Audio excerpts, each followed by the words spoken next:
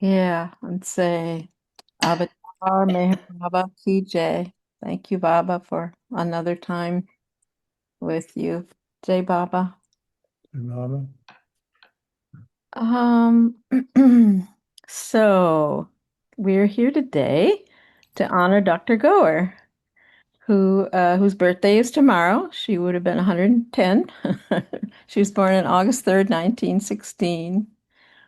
Um, and uh, our two guests are today worked with her and knew her well, Bob Ahrens and Wendy Kura.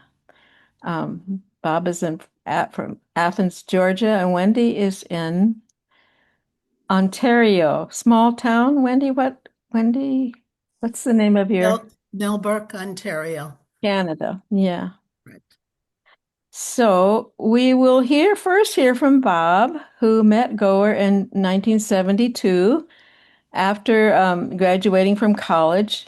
He worked a couple days a week at the clinic at that time. His degree was in ancient Chinese history, so he hadn't yet become a doctor.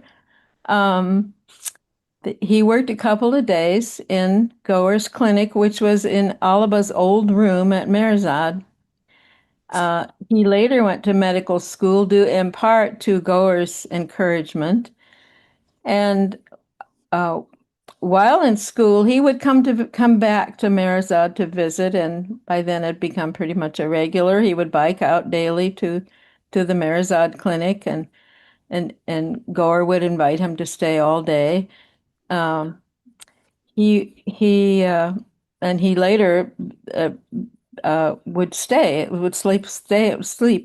Meherabad. I think after 1995, he became, yeah, a regular, almost a resident, I guess you'd say. He was instrumental in the establishing the Meher Free Dispensary that we have today, this wonderful big clinic. I know we would send he would money to Meher Fund at Bob's address in Athens, Georgia. Bob, he had a lifelong friendship with Dr. Goer, and he'll talk about that today. And then next we'll hear from Wendy Kura, who went to India for the first time in the early 90s with her husband Martin. He's a naturopathic chiropractor, and Wendy does craniosacral massage and foot reflexology. And Wendy says that she kind of she first treated Rhoda Dubash, and probably Adi too, huh, Wendy? Uh, uh, and when Dr. Goer saw her ability, she kind of quickly commandeered her, and so she has been uh, her skills have been well used pretty much since that time out there. So okay, now we'll start with Bob, and okay, and then go on to Wendy. All right. So, Hello, Jay Baba. I'm going to give you a little background on Goher's upbringing in life. She met Baba when he was at Manzavimim in 1923. So she was about what 5 years old. So it was as a child, and she always said that her whole life then became focused on him. Later, when she was getting older and decided that she wanted to become a doctor, she discussed it with her parents, and her parents were completely against it. They didn't want to spend the money. After all, she's a girl. She'll just get married and have a family, and they'll waste their money, right? So this was very crushing to her. But Baba intervened and said to her and the family that I will pay. I will take care of this. So she's now my responsibility. And he did. He sent her to medical school, and then she did in Bombay and had arranged for her housing also. And then she did an internship and residency there. And then he called her in 1947 and said, pack all your stuff, including your medical gear, and come and stay. So she went to stay with her beloved, and that's where she was for the rest of her life, was with him, wherever that was. And it's interesting that in 1949, when the new life started, she knew that only 4 women were going to be able to accompany Baba on the new life, and she presumed some of the old timers would have precedence over her. But she was chosen as one of the 4. So it was Mera, Mani, Meru, and Goher that went on the new life with Baba, and what a fantastic experience that is. Must have been. She was the go-between to the extreme of Mera, of course, who didn't see a man even, or any of the Mandali never saw her until I think it was around in the 60s. But Goher was the one who went and dealt with issues that routinely were part of both of their sides. She would do the shopping. She had a lot of those kinds of jobs, and she was a doctor. So she took care of whoever needed to be taken care of. And it wasn't an easy life, of course, for any of them. Baba had his way of drawing out the things that they were still attached to individually and making them let them go. So not easy, but the kind of love that they had for him made that a joy. And Goher used to repeat that, what a joy it was to be closer and closer to him. Um, Let me see here. So they traveled. She came to the United States in 52. And as part of this whole relationship, of course, there was the automobile accident in 52 at Prague. And Goher had been quite upset that Baba didn't allow her to be in the leading car with him. Some other women were in the leading car, but not him, not her. She was in a trailing car.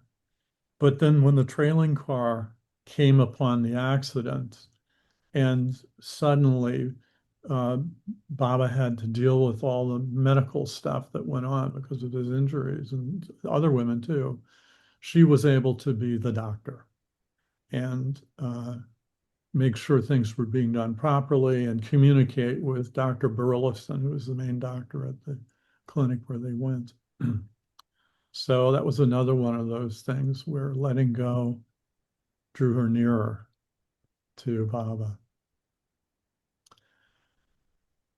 After the new life, they've had more of a routine life, although they traveled a lot. And when they traveled, there was always difficulties that came up.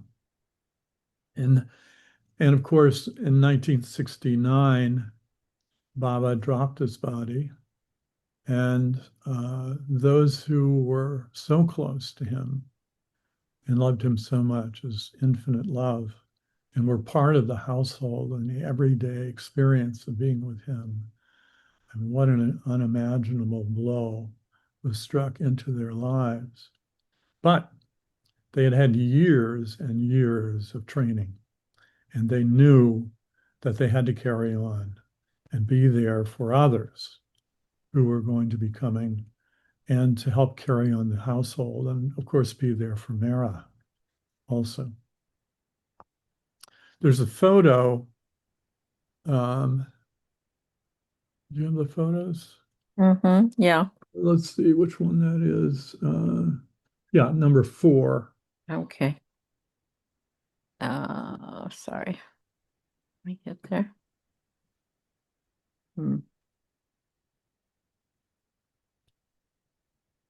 So this Can is inside the Samadhi before Baba's body was covered. So there were 7 days, the first 7 days of February before Baba's body was covered. And you can see that's obviously Goher in the front, leaning over, looking at Baba. And you can see others that you recognize. Rano is there, and Eric's in the background, and um, oh gosh, what's Baba's Arnavas. name Ro right here? is that Uh, Rhoda? It is no, Rhoda or That Arnavas? that's Rhoda Mystery. Rhoda. yeah, Rhoda, Oh, Yeah. and Rano up there, and Eric out there, peeking in. Mm-hmm. So what a difficult time that must have been. But as I said, they had to carry on, and they did. Rano looks like part of the mural. I didn't even see her. Somebody Right. said Rano. I thought, what? Well, she's not wearing white. Of course, by that time, the mural had gotten pretty, dusted and hurt Mhm. before it was redone. Um, let's see here. So we could, one thing that she did also, which is it's fun, but it indicates her level of proximity and her seriousness, is that when Baba moved into Meherazad, the Meherazad room, he lived upstairs at first. But after the 56 accident in India, he had more and more difficulty going up and down the stairs, um, until finally Mera convinced him to move into the one of the rooms downstairs. And they quickly moved everything out, of the room that we now think of as Baba's room at Merazad. They were staying in there. So some of the women moved everything out and got it all ready. And he moved into that room. Now there's a door, of course, the outside door, and there's a door inside that comes into the main room there from Baba's room. And in that sitting room, so to speak, Goher put her bed right outside his door, and she would sleep fully dressed every night in case, because she could hear inside the room, in case Baba needed something or there was a problem. She would sleep fully dressed every night. She still did it for a while, uh, years, later, but I guess she finally got over that. But such dedication and one-pointed feeling about what her job was. Um, we could look at a couple of photos here, like number 1. Why not? This is just kind of a view. So there, right here, can you see my pointer here? No, Mhm. that's Go here anyway on the left here, our Yeah, left, here. and Mani. Mani was born in 1918. And the other women and men for that matter, most of whom seem to have been born in 1916, referred to her as the young one. Mhm. Mhm. So that's 1923. Um, how about the next two? Number 2. All right.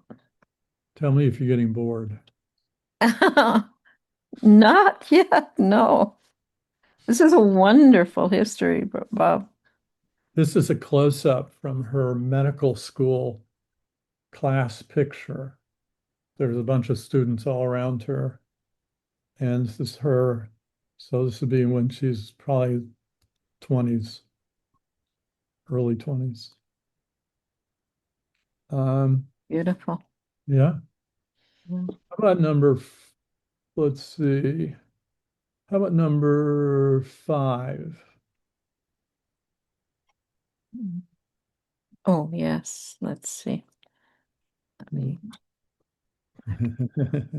let me find it here. Oh, there it is. You got it? Oh, yeah. Oh, wrong That's, one. I'm that's sorry. it. That works. So Do you want? for myself, I went to college. I was at Harvard and had zero interest in medicine. I mean, zero. The only science course I took was an astronomy course. So, and I majored in ancient Chinese history. So when I got out, of course, appropriately, I taught inner city elementary children in public schools, and then a year of high school in Atlanta. And then that's when I decided maybe I'd like to be a doctor. So I had to go back to school for a year and take all the science courses that are required, of course, before you can apply to be a doctor, and then apply. So 2 years after that decision, I got into medical school. And part of the reason was that when we were there in 72 and were able to help in Goher's little one-room clinic there where um, Kakabaria had lived. And the reason they used that room, it was the only one on the men's side that had running water in the room. So Mm. she needed running water. Uh, we worked there helping her and, ways that people that don't know anything about medicine can help. And somehow that seeped into me. And part of the reason that I ended up going to medical school later is because of her exposure, that depth of feeling, of being with people in a very intimate way, and the responsibility of that. So that was one of the reasons. And she encouraged me to do that. So even though everybody else was like, "Are you crazy? Uh, you're going to go through all that?" I did, and it worked out fine.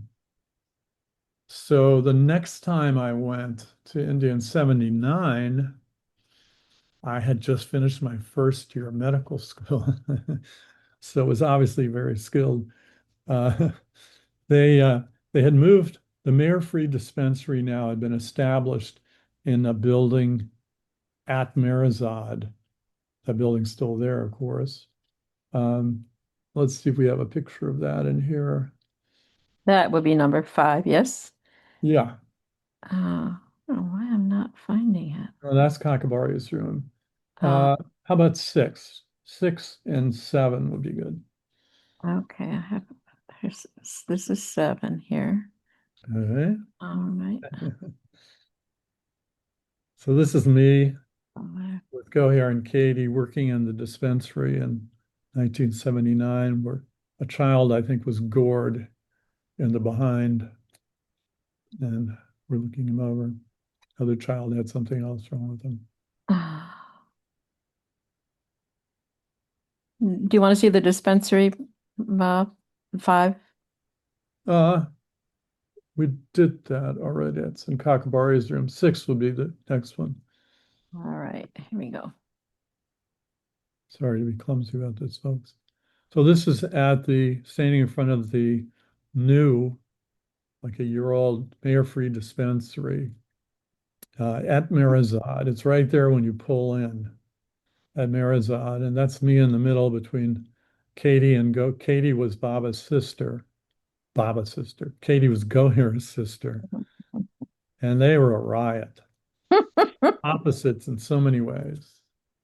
Uh, Katie was like a live wire, and that's me between them, and that's Casey, of course, who's still at Meherazad on our left there, and this is one of the Indian doctors who was working at the dispensary, and this is a rheumatology person who was visiting from the West. Mm. Okay. Um, what's the next one we haven't seen? Maybe 8. If All right. you're getting bored, let me know. Uh, just taking me a minute. I'm sorry. Okay, here we go. Yeah. So this is a photo, as you can see, of Goher, her sister Katie, and Pendu. Pendu, of course, being one of the resident Mandali from God knows when, 1920, 1918. He was one of the first. And as all were all the Mandali, he was very unique. And he would help out. He was quite disabled by this time. He would help out in the dispensary by people would check in with him when they came to be seen. They would check in with Hindu and they'd get a chit of some kind to be able to go and see the doctor. Uh, Next would be You- 9. There you go. So this is again 79. You can see the calendar. The For some reason that photo of Baba really attracts me, but Katie on the left and Goher on the right, both seeing patients from the desk.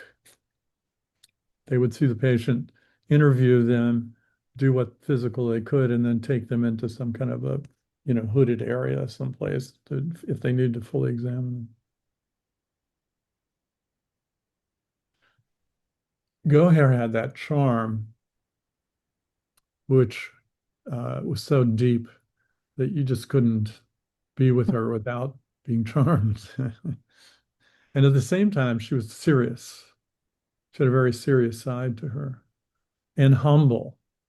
I mean, I don't know how many words I can pile on here, but so humble. I mean, you'd never hear her brag about anything she ever did.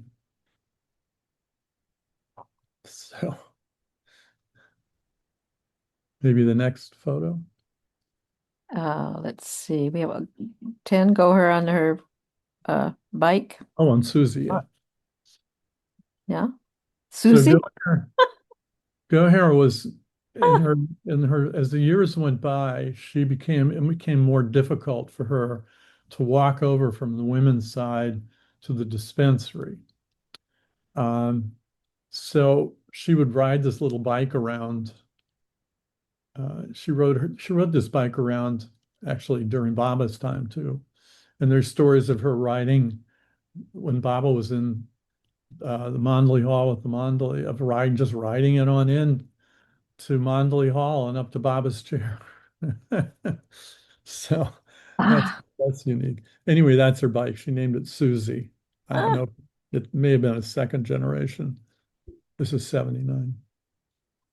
Mhm.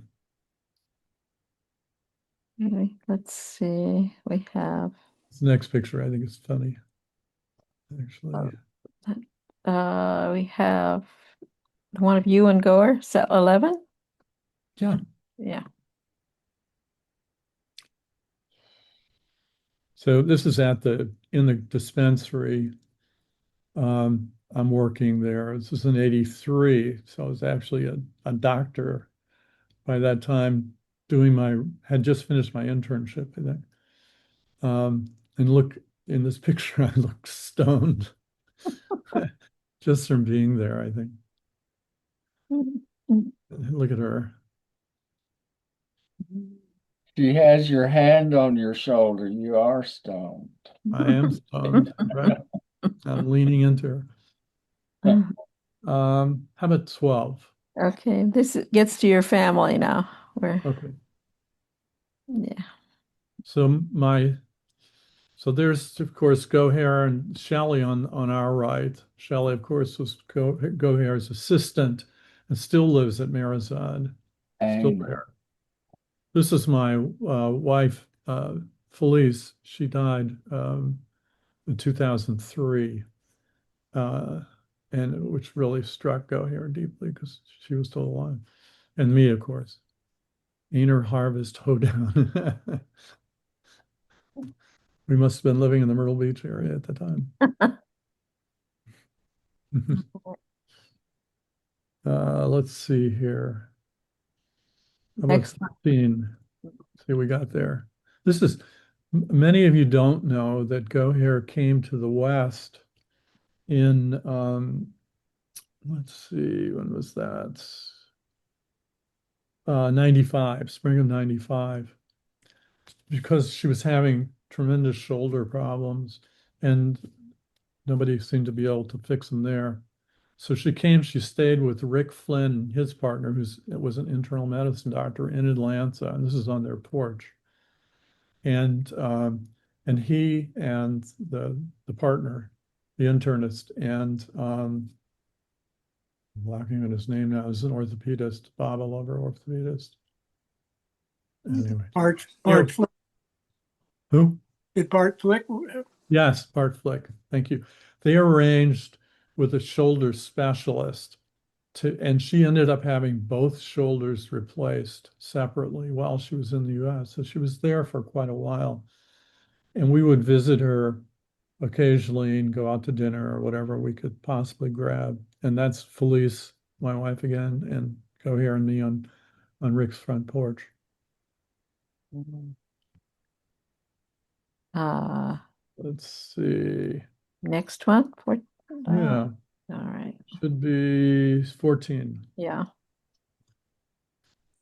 This is Shelley, Goher, and Katie in 1996. Obviously at Meherazad, you can see the veranda, just the tip of the veranda in the back. Goher's on her little bike, which by now it's either pushed or motorized. I forget which. Next would be, let's see, 15. Yeah. Oh yeah, these are kind of social. If you get tired of them, let me know. This is lunch at the Panchil. Panchil is in Ahmednagar, and it was really good food. And you probably recognize all these people, or some of them anyway. So Shelly is holding my youngest daughter, Alana, who was 7 at the time. Goher, me, then starting with my older daughter, Jenna, right here, and then my wife Felice and John Sebnistry, yeah. Marwan Mystery. Any of you know him? Mm, yes. Yes, Chief I know Meherabad very well. Connections. Yeah, he's Rhoda's son Yeah, Rhoda's son, Yeah, correct. that's right. Eldest. That's and right. Falu's brother. Palu's older Yes. brother, correct. And Mhm. Sarosh also. Yes. Yeah. Yeah, the three of them are quite a trio. Mm, Different. Okay. let's see. Next it'd be, let's see. You can stop me anytime that you're getting bored with this. Oh, no. In fact, we've skipped a couple that I'd like to go back to if you the when What's after the Panchil though? okay, after the Oh, it's punch it's this 16. 16. So mm, there's Goher in her wheelchair with my younger daughter Alana and Shelley, of course. This is 1999. This is 2 years later from the Panchil picture. Cute. How about 17? yes. Hmm. So Goher started getting ill. She had a lot of complicated issues going on, and eventually she passed away. This is a picture in June of 2004, just very soon before she passed away. And that's me. And Rhoda and Dolly in the background, Dolly Dastur. Rhoda Mystery and Dolly Dastur in the background. Such a sweet picture to me. Never Hmm. complained, of course. Okay. And how about 18? Next, yes. All right. This is the pyre of Dr. Goher, and I'm lighting it. Uh, Falu and I, Falu began, and then I continued lighting it. I don't think anyone else lit it, but I could be wrong.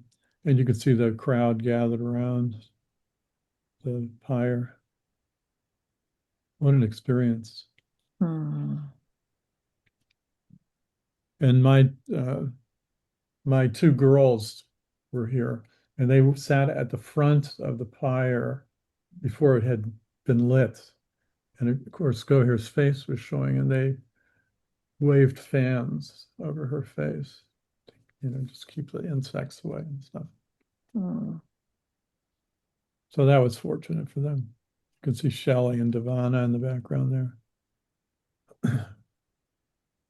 Okay. And then the last one. Yeah. The last one, 19, yeah. Mm. Hmm. So she's buried up on the hill next to the Samadhi with the other women, close women that were buried there. She is on the Mani side,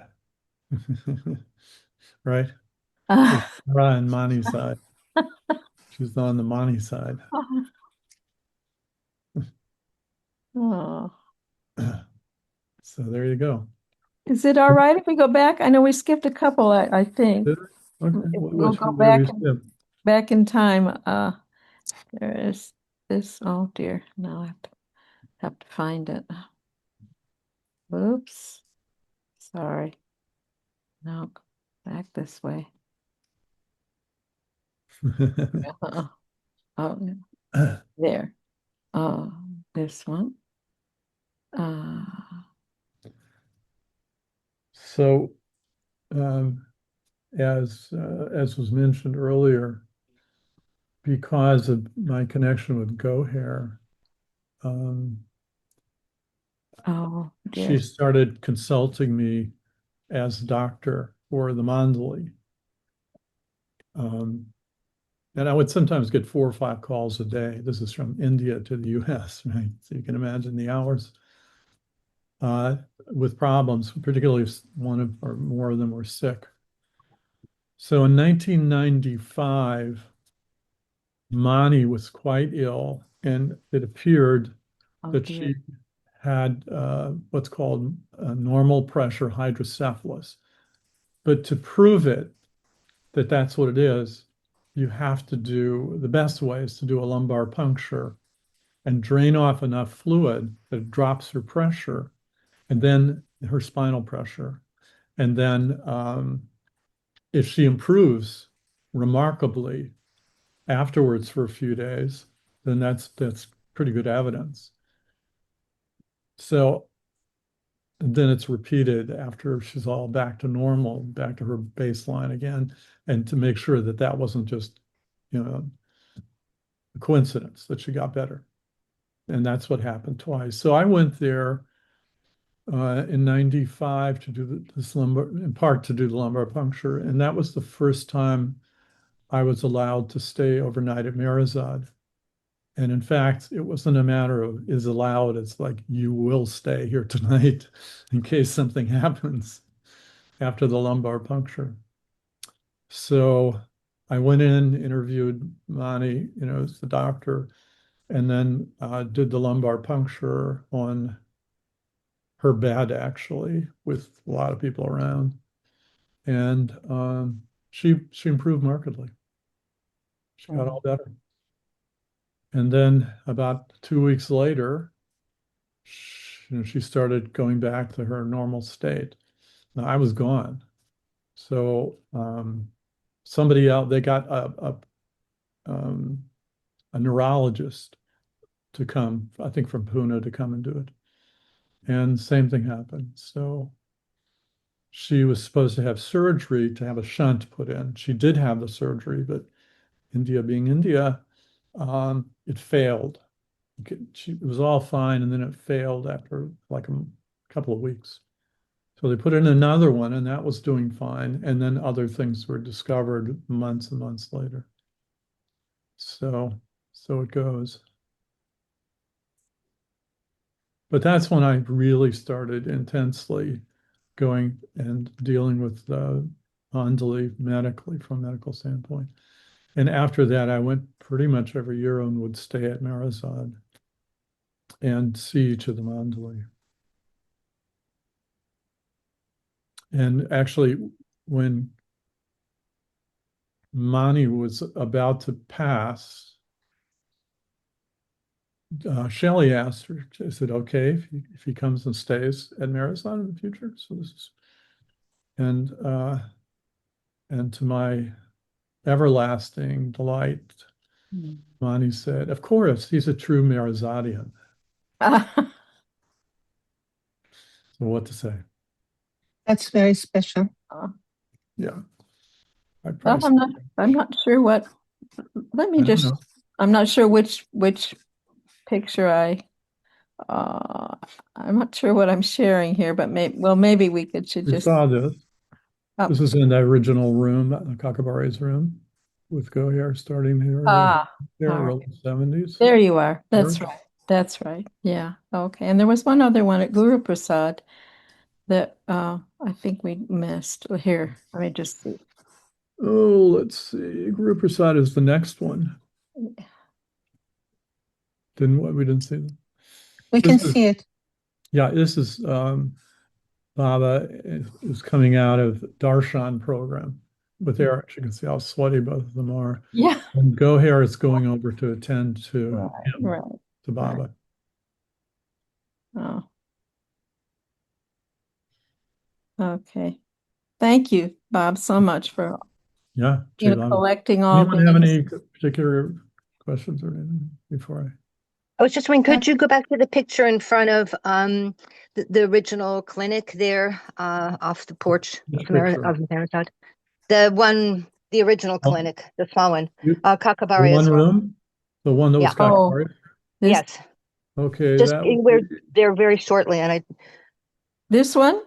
yes, thank you. Yeah. yeah, that's in Kakabari's room. That's the only one I Yeah, have. that's what I had asked. I've never seen a picture, and I was in that room a couple of times, and I just wondered how it used to look. So thank you for going back. Yeah, so this is the veranda out. You're looking at people coming in from the veranda, right? Yeah. If you Yes. walk through this room, there's another room that has running water and a bathroom. Right. Right. Thank you. Sure. Great. Great history. Thank you. Anybody Yeah, else? and the other mandali were typically Goher's assistants in those early days. Mhm. That was very precious. Wow. Robert, Thank you. Yeah. Let's see. We have Marta. Marta has a yes. hand up. Hi, Robert. I wanted to ask you, I've always wondered about this. Would you mind describing in a little detail how do they perform the cremation? How do they build it? What happens, if you don't mind? Yeah. Well, the person is, of course, wrapped thoroughly. Uh-huh. And then it's done. The cremations are typically done at Meherabad. Mm-hmm.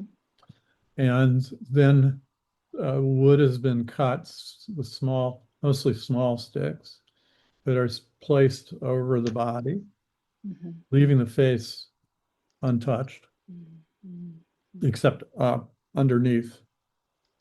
And then you have this stick that you stick in and it's lit, and you start things going and move around the pyre to get it going from all directions. I've never done this before. This is the one and only time I've ever lit a Oh, pyre. oh, and so is there white stuff? Was that ghee or something on the Yeah, it's wood? ghee. It's ghee. They put ghee. Yeah. And after the body is wrapped, is there something over it or the wood put right on it? The body, I can't tell you that, to tell you the truth. I Oh, think that the wood is put on the body except for the face, I think. And also garlands. Some people put flowers there.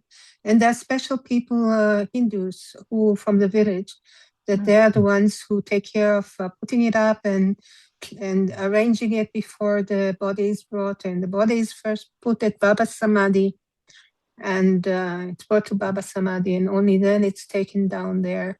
And it's a special place where these cremations are done. They have a roof, a tin roof on top, and it's like on a stage. And that is it's on the south side of the PC. outside of At the Lower Meherabad, the Lower old Meherabad AC. on the outside, like it's like a special probably territory that they would do with dead, they would separate that from the living and the places, so it's like an Is that where Mani was cremated also, or was she up in right. Meherabad? She No, was she down was cremated. lower. Yeah, yeah. Thank you. I'm amazed that the fire can be so hot. It has to be the ghee, or maybe there's to, consume a body. It's I'm not an yeah. expert. Goher, have you I've witnessed been to this other, I've been to other Mhm. of these cremations? things, but never participated except for, Goher, have you Yeah. been to a cremation? No, I've never You witnessed one haven't. of those. Okay, No, thank you. no. And it I takes a have lot of hours to go. so It takes a Yes. lot of hours to go. And pilgrims and people still stay there overnight Yeah. until Almost a everything whole day. gets, yeah, Yeah, it takes it almost a can be, whole I day. think with money, it took more than one day. The fire took more than Yes. one day, if I'm not mistaken. Yeah. And you stay with the ashes even. And after that, they pick up what is left of the bones that do not burn completely and the ashes. And I don't know about Mani and Goer, but they take it, they preserve it, and then they go next to trees in Meherabad and they put some of the ashes there for the trees. Mm. they Right. also They don't, they put them in urns. In an urn and bury yeah. no, Well, not I mean necessarily buried. the fire ashes, not the body ashes, right? Mm. In the The urn? No, I think they gas. I mean, it's hard to tell sometimes. No, there's a lot of ash there also because of the Sure, waste of the right, wood. Yeah, of waste course. of the wood, Most of it not is only the wood. body. Yeah. Yeah. Wow. I don't know how to get to a photo that's on my photos that is a nice picture of this, another kind of perspective of this. It's in your, let's see. Well, I think we had trouble sharing last time. Yeah. When Oh, you I'm not going to play around with it because okay. I'll All probably right. hit the wrong button and disappear. Well, go up in smoke. Well, Go if ahead. you I like your name.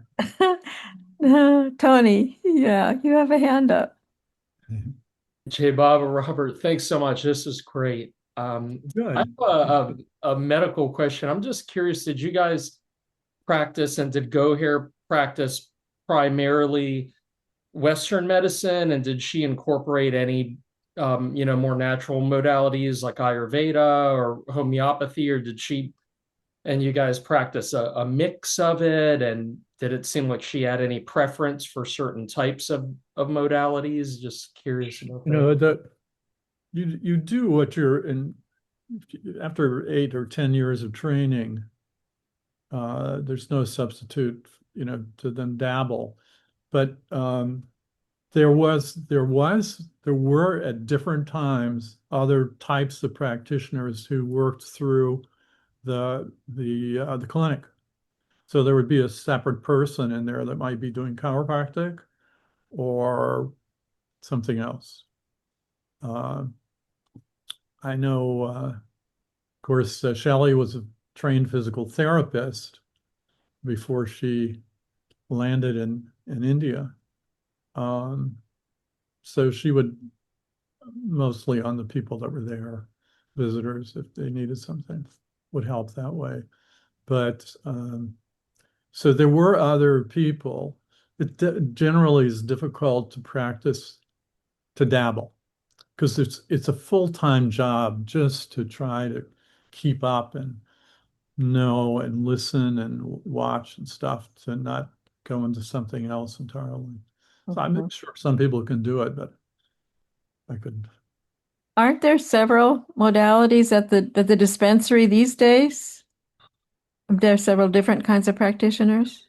Um, well, as I said, there's usually a chiropractor there, and then there are different types of people that might be there depending on the time, all over the place. Flower remedies, probably, and things that different types. Homeopathy also.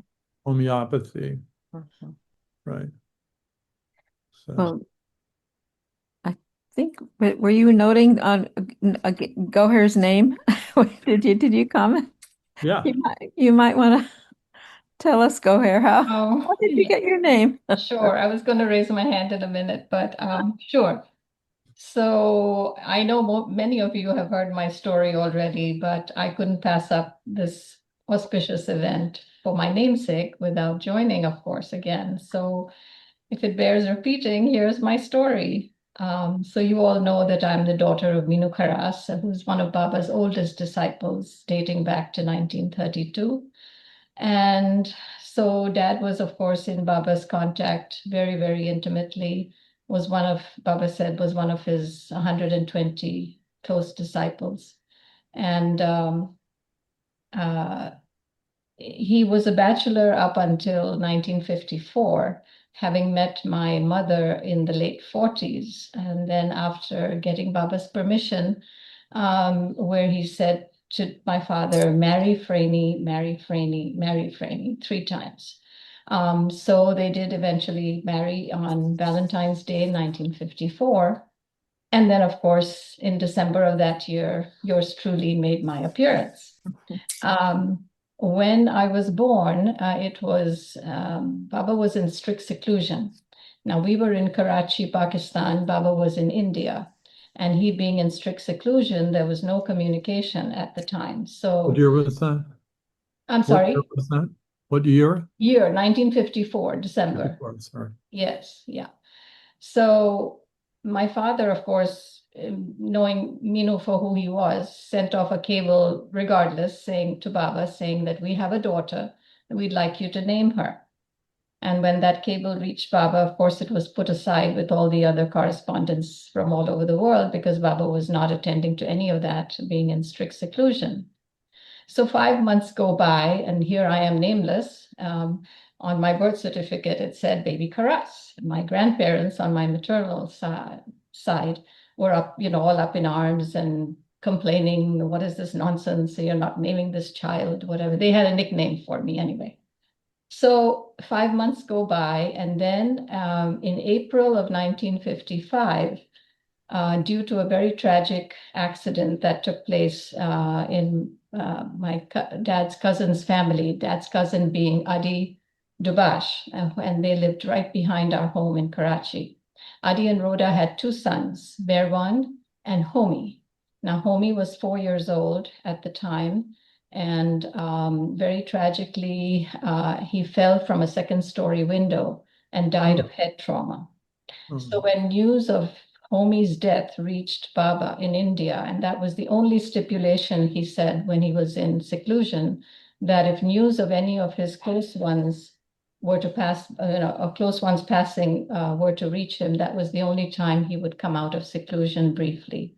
So he did, and at that time, and so all the collected correspondence was brought to his attention, and one of them, of course, being Dad's cable. So he lined up his mandali, women mandali, in front of him, and he looks at Mera first, and he said, now there are too many Meras. So no, not by this time. Then Mani was next. And he said, no, too many Manis also. So no, no. Third in line was Dr. Goher. And he looked at her and he said, what say you? Shall we give her your name? And Dr. Goher said, Baba, your wish. So Baba said, done. And so I have in my possession a letter written by Erich to my father Meenu saying, today, April 21st, 1955, Baba has named your daughter Goher, into parentheses, jewel. The meaning of the word Goher in Persian means jewel. So hence I was named Goher. So, and then a few months later, when my father visited in September of that year, he brought a picture of me to show Baba. Baba was about 6 months old at the time. And so Baba took the picture in his hand like this, and he rocked me back and forth. Oh, that's sweet. So, Jai Baba, that's my story. Oh, thank you, Special Goher. story. So my sweet namesake, Goher, has always been so dear and so special to me. And So, that's Jai Baba. Yeah. nice. Thank you, Goer. Sure. Yeah. Well, we brought up the subject of alternative modalities of healing, and Wendy and her husband both came with those skills. So I think unless there are more questions for Robert, or you've got something more to say, Bob, we would turn the mic over to Wendy Kura. I can always keep talking, but yes, turn the mic over. Well, you may have a question or two for Wendy. You were there at the same time, but apparently you were doing different things. Or at least for some overlap. Wendy, are you there? I'm not seeing you. I'm here. Oh, yay. All right. All right. So here we have Wendy Kura, um, who with her husband Martin. Um, Martin, I think I said already, was a naturopathic chiropractor, and Wendy did craniosacral and foot reflexology. And I'll let you describe your story, Wendy. Great. Um, Thank you, Bob. That was awesome. I really enjoyed that. Thank you. Mine's totally different. My time with Dr. Goher. So I'll just give a bit of a build up to it. In July of 91, 92, was Martin and our first visit to India. And it was pretty exciting. We were supposed to go earlier, but it just didn't work. So I missed meeting Mira. Anyway, so in July we went, and our first visit out to Meherazad, Dr. Goher was just so kind. She just put me at ease because I was so nervous. And anyway, I got to sit beside her. I'm the emotional one, so sorry, that's just who I am. And so I got to sit down beside her, and she put her hand on mine and said, Jai Baba and Jai Baba. And I didn't realize that those that came for their first visit were gifted a picture of Baba. And so she presented me with a beautiful picture of Baba. And I was just so touched. And I remember putting my hand on hers as she gave me the picture. And her hand was so soft and so kind. It was just overwhelming for me. I just didn't know exactly how to say thank you. It was just so huge. And so then I was asked to go into Mara and Mani's room, and she followed. And on the bed were items of Mara's. And so Dr. Goher said, you can choose whatever one you want. And again, it was like, whoa, my heart, I think, was going 100 miles an hour. And I saw this beautiful pink scarf, and it caught my eye right away because the first picture I ever saw of Mara, she had this beautiful pink scarf wrapped around her. And I looked, can I have this one? It was just kind of a nod. And so I held that, quite close to me and listened to some of the stories that were being shared. And then they opened a cupboard and showed me, items that were there that Mara had made.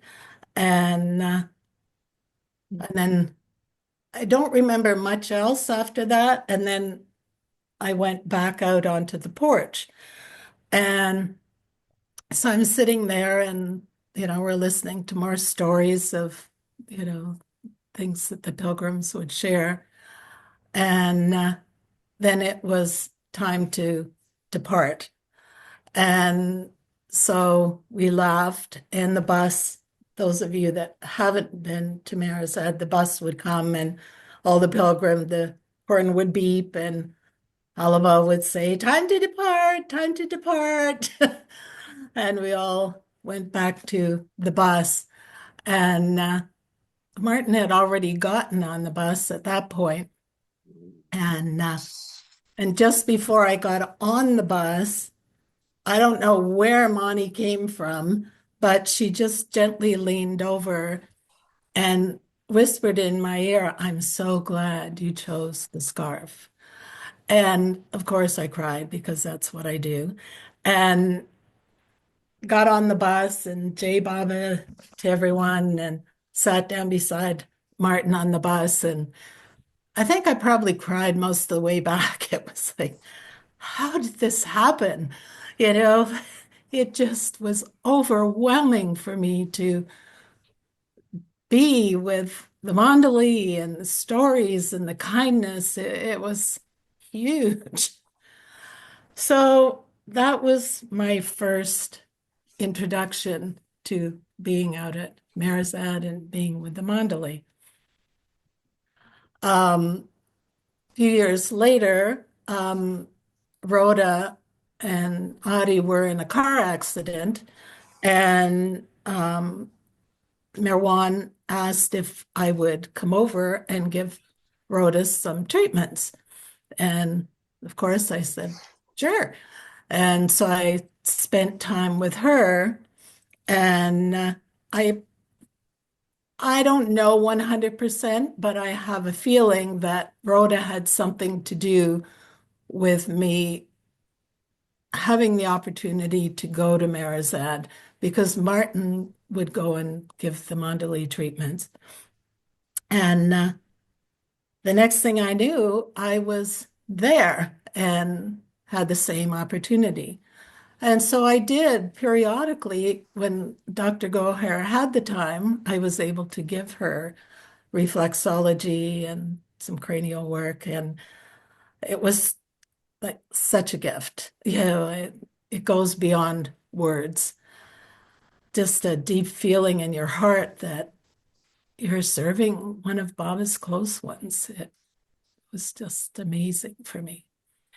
So I would give her treatments on her bed, which Bob said was just out of Mayor Baba's bedroom.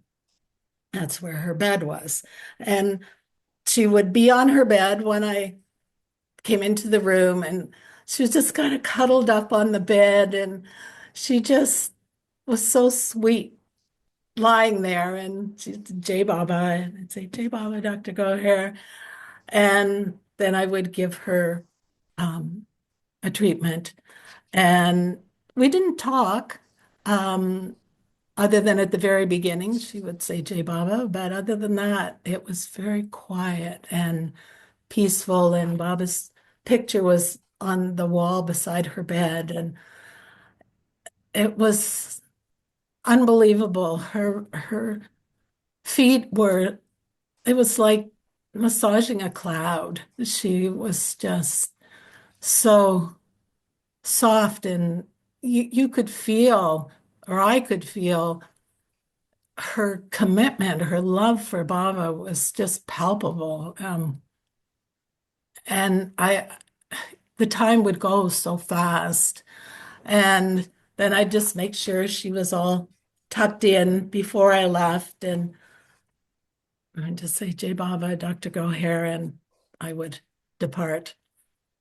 So I had the opportunity to do that quite a few times, and I would go out to Meherazad and give others treatment. And Dr. Goher was always really kind to me, and she would ask me, "Are you happy? You know, does Martin treat you well?" Just lovely questions. And, she sometimes would touch my face, those soft hands, and it was such a gift. And yeah, it was beyond words that you just felt, for me, I felt, oh, thank you, Bob. Thank you, thank you, thank you for this opportunity to serve one of your close ones. So over the years, that's what I did. And then we were there earlier in the year, and Dr. Goher wasn't really well then. And I have to be honest, I think both Martin and I would agree we weren't sure if we would get to see her again. Um, so we said our goodbyes and we came back to Canada. And then Shelley was kind enough to give us a call to let us know that Dr. Goher probably wasn't going to be around much longer. If we wanted to come, this would be the time to come. And so I am one of these people that you give me a task, I'm going to make it happen. And so we get home, or we're home here, and we both have practices and just got everything in place so that we could get there as fast as possible, got our visas and packed up and my kids taken care of and yada, yada, yada, yada. And we were on the plane and we got there and thank you, Baba. She was still alive.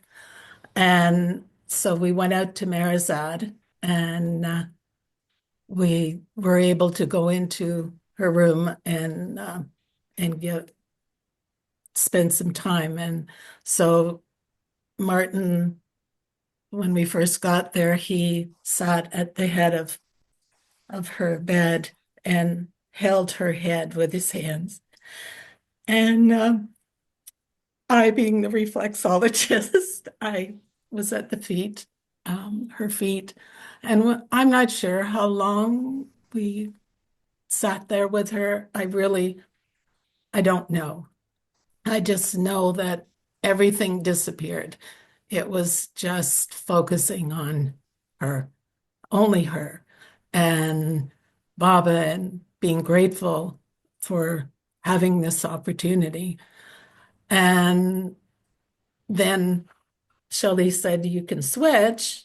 And so Martin went down to her feet, and I went up to her head. And as I said earlier, I did cranial work. So, I was very comfortable with placing my hands on her head. And again, I don't know how long that time period was. It was like floating on a cloud. It was just so beautiful and so peaceful. And then it was time to depart. And I believe we went out to the other area, and I knew she was going. I could feel it. And she passed. And we were there, and it was so, I can't think of another word. It was such a beautiful experience to be in that energy. It was so loving and kind, and everybody was so respectful, and it was a gift, a real gift. So then we went back to Meherazad, or Meherabad rather. And then in the evening, Dolly and Joel came and got us in their vehicle, and we went back to Meherazad. By that time, she had been washed and wrapped, and she was in Mandali Hall. And so we went and sat with her, and we were able to pay our last respects. And again, it was so beautiful. And she was an angel. Yeah, I can't think of another word to use. She was just so kind. And as she lay there, I mean, you could just feel the love. It was amazing. And I'm not sure how long we were there. I just don't remember the time span. And then it was the ambulance that they used came and they placed her in that. And then we went back with Dolly and Joel in their vehicle, and we went to the Samadhi, and she was placed there. And I believe, I'm not sure if she went over to Meherabad. I just don't remember that. I'm sorry. And then she was taken back to the ambulance, and Katie and Dolly and a few other people, we were standing, and the ambulance doors were open, and there were flowers surrounding her. And this rose literally flew out of the back of it and landed just at my feet. And so I bent down and I picked it up, and I turned to Katie and I said, "Oh, Katie, this is for you." And she says, "No, my dear, this is for you." And I remember holding that like it was crystal, it was so beautiful and delicate. And so I held it close, and the doors closed, and we all said Jai Baba and down to Mandalay Hall, and people came and paid their respects. And I mean, it's hard to give it words. I wish I had the words, but the feeling was so peaceful and loving, and the kindness that would fill you up to like it. I just can't get the words. It was so beautiful. And then from there, she went down for the cremation. And the Mandalay were there. And as Bob said, they placed her on there, and flowers were going around her, and ghee was being put, so on and so forth. And the Mandalay were there. And I think they did Artie. I'm not 100% sure, but I'm pretty sure they did. Um, right, Mart? I think I'm pretty Yeah, sure they we do. They did. do. And then after that, then there was the J Babas, and the fire was lit. And then we stayed well into the night, well into the night. It was I didn't want to leave, quite frankly. It was, neither did Martin. And people were sharing stories about being with Dr. Goher, and it was just beautiful to be in that place. And I'm not sure exactly what time I departed, but it was in the early morning. I know that for sure. Martin said, "You need to take some rest here." But Martin stayed. And if he wants to share some of his stuff, his memories, I'm quite sure that would be okay. And then the next morning, we came together again, and we Joel, I think it was Joel that came and got me again and said, to get the ashes, gather the ashes up. And I think Dr. Goher had two prostheses in her shoulders, so those were again removed. And yeah, and do you want to share a little bit, Martin? I think you should. I think you should share a little, but I think you should because I never would have probably met Dr. Goher if it hadn't been for Martin. And I know Bob is the orchestrator of all of this, but he followed through. And it was such an honor to be with her. And I think I can show you the rose. I have it in a little box Oh, here. boy. I'm Oh, not really good at the computers, as all of you who know me. I'm a bit of a just hold it dinosaur. up. Just hold it up. Yeah. Let's see. See that if a light can, it's in the dark. Can you tilt it Yeah, back? Martin's going to see. Oh, excellent. Beautiful. There, Okay. Yeah, there just we pull are. back a bit. And it Yeah. was the rose that That's a huge jumped out. one, a huge rose. Yeah. Big And one. so Wow. I have that, and yeah, it's pretty special. Mm, And beautiful. Dr. Goher also gave me this picture of Baba time Oh, when I was in India. I became ill and she wasn't able to care for me because at that point she was not very mobile, but she kept a close watch on me, let me tell you. And she gave me this picture to put beside the bed so that, because I was in the infirmary, was it? Yeah. And yeah, so yeah. And yeah, and I have one picture here. I'm not as good at this as Dr. Bob was, but we and, see it. Yeah. and we're Oh, sitting there. look, look, So look, that's look. Oh, Dr. Goher, and I'm on her right side, and let's see. Shelley, of course, just maybe. Yeah. Yeah, there Yeah. we go. Oh, we see. Thank you. Yeah. Yeah, Beautiful. yeah. Uh, And yeah, so lots of great memories and so grateful. And thank you for asking me, to share my story. This is not my forte. I'm not really good at this stuff. So uh, this was uh, big for me. yeah. Thank I you. I have a question for either one of you. You about timing.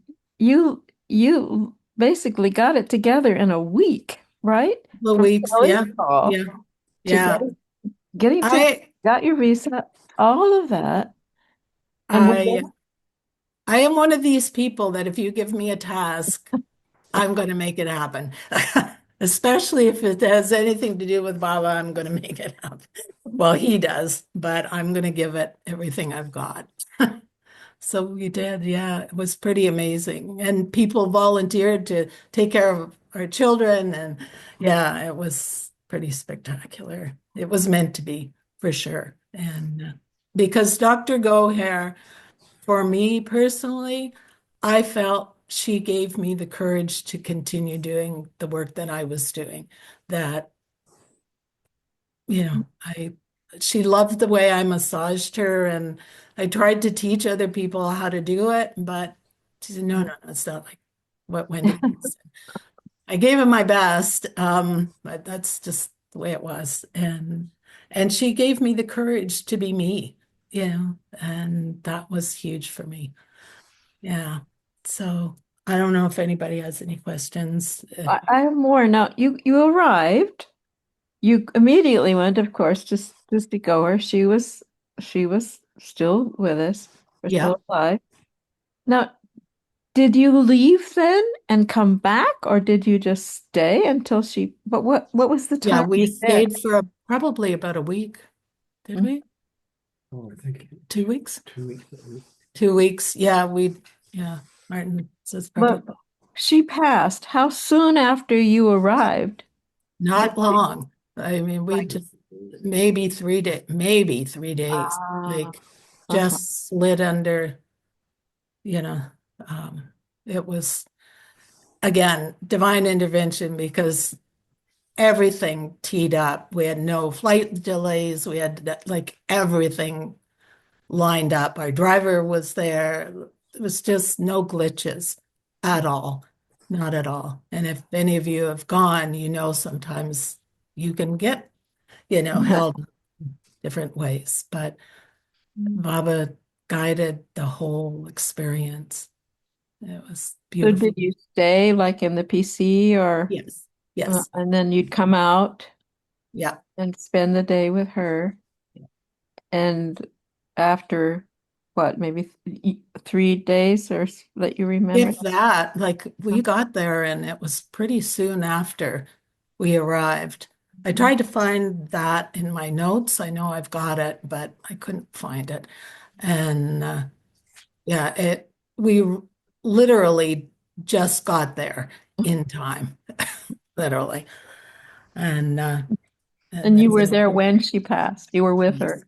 Oh yeah, yeah, yeah. That was so precious what you described with you and Martin on both sides of her head and feet and then changing places.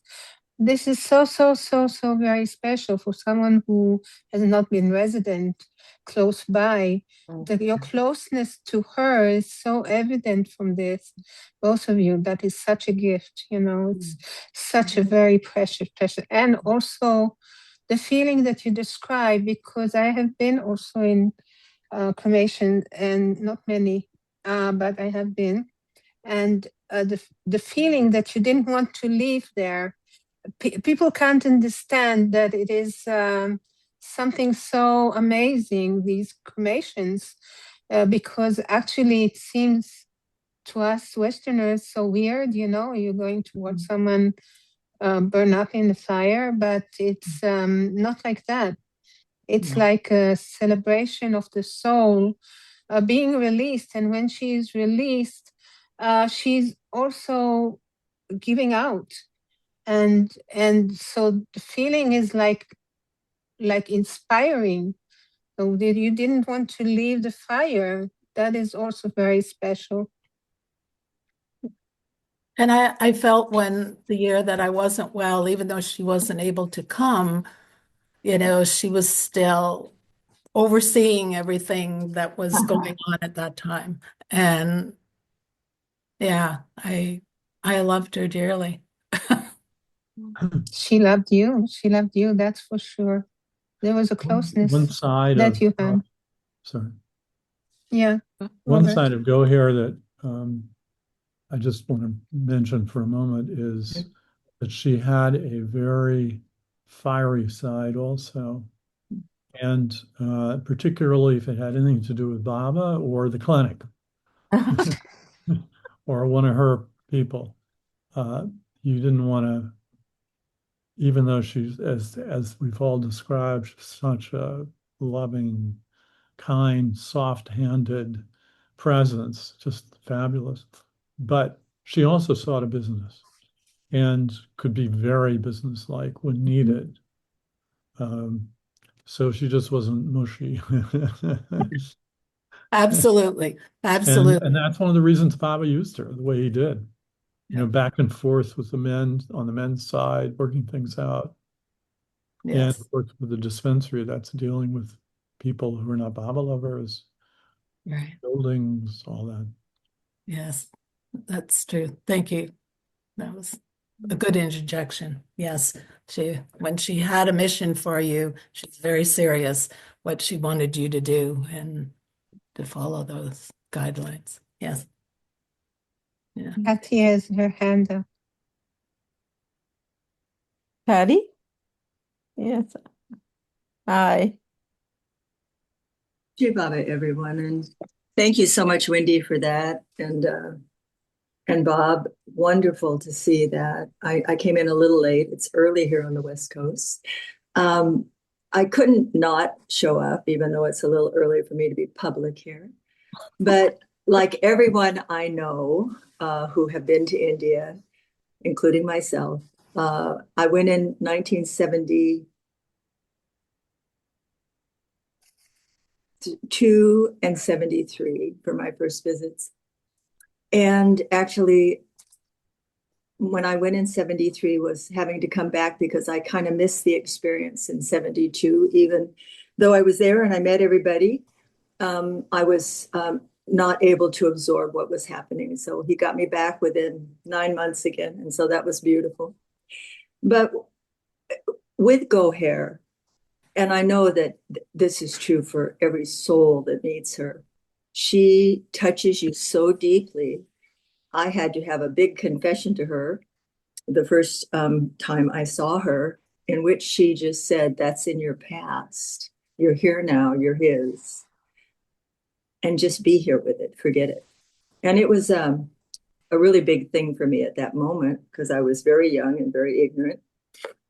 And we started a relationship that early because I had confided in her, which was huge to me. And like I think Wendy would say, she welcomes us and brings us so close so quickly. And we're going to talk about her soft hands, and I have a question maybe for Robert, and I could have asked, I know she told me, but I can't remember. Goher gave me a root that she would put on her hands and rub her hands on this root. And I still On this have what? it. On a Oh, root? it almost feels like I could actually show you guys. It's in my bathroom, but you can hold it. It's this. There's two chunks that she gave me, and I've had them all these years. And you can just touch them, and your hands become extremely soft. And I know she told me what it was, but I have no idea. I can't remember. Does anybody know this? I don't. Oh, Patty, you have to go get it and show us. Okay, I'll be right back. Yeah. Wow. Wow. No, I never heard anything about that for sure. Lovely. And maybe while she's gone, just for Martin, I want to and also invite you. Yeah. I think we at least have to see your face. Yes. Thank you, Betty. Thank you. Don't want to, don't want to. You're not paying attention to me. There he is. Thank There's you. Martin.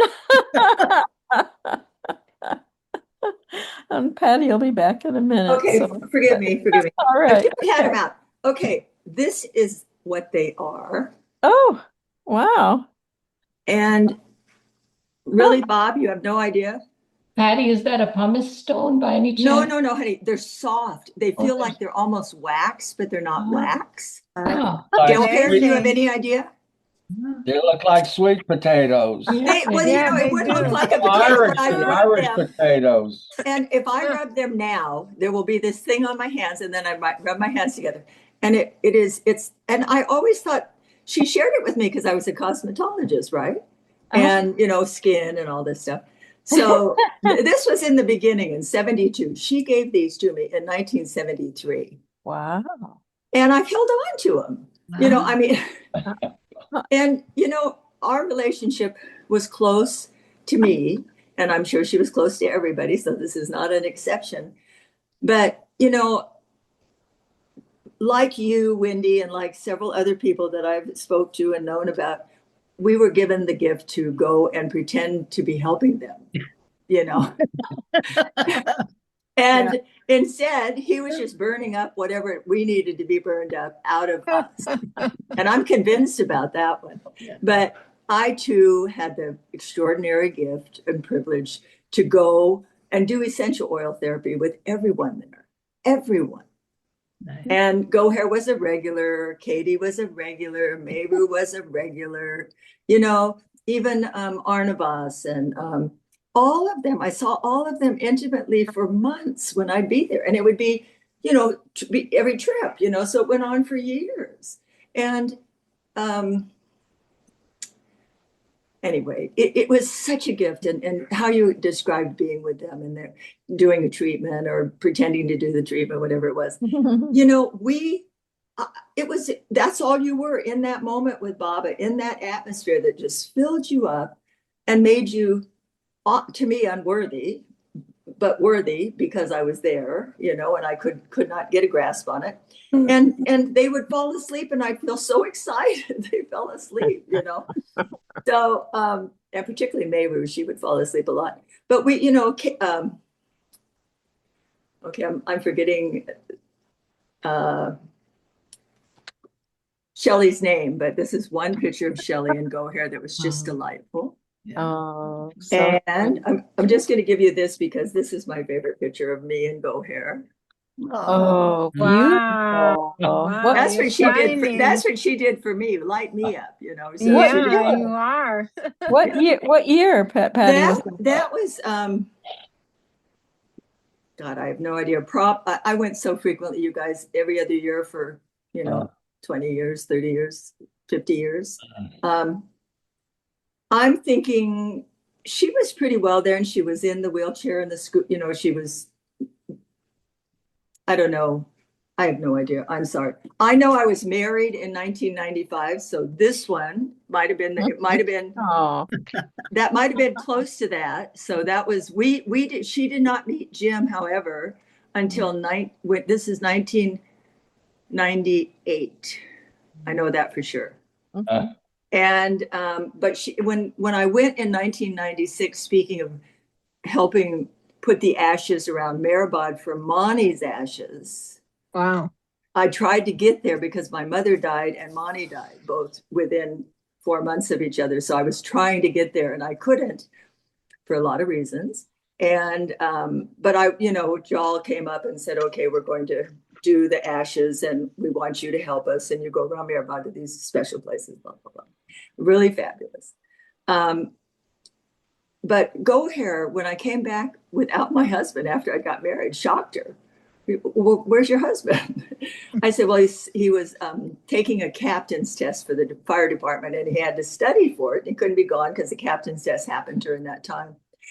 But they gave us a beautiful, Goher gave us a beautiful photograph for our wedding. A little photograph of Bob and a little photograph of Mara to be for us for our wedding. And I know a lot of people receive all these lovely gifts, but it is that feeling of being part of a family that you have never had, like this, the love, the unconditional love, anyway. And there was a lot of fire. There's no question about that. There was a lot of fire. And that would happen with all of them at certain times if you spent much time with them very long. I also want to tell you that there's one funny story with Goher with me. I did get to run in 1982 with the torch and be the first woman selected to do that, to come into the Dooney on Amar Tithi. I know there were several women that got to do this, and I'm so happy for that. But when I was picked and carrying the torch, I had an experience, the second runner out from Meherazad, in which I was thinking how proud I was to do this for Baba. And I'm thinking by myself, thank you, Baba, for letting me do this. And the voice came very quickly. Oh, you think you're doing this for me, do you? And he threw my right knee out from under me. I did not drop the torch, however. And I just yelled, oh, Baba, no, I'm having a flaming oil in my hand. Go down on my right knee, right? And then he pulls me up, literally. I thought I was just going to fall, and there goes the torch, and there goes the whole thing. It did not happen. He pulled me back up, and from that moment on, the run was easy.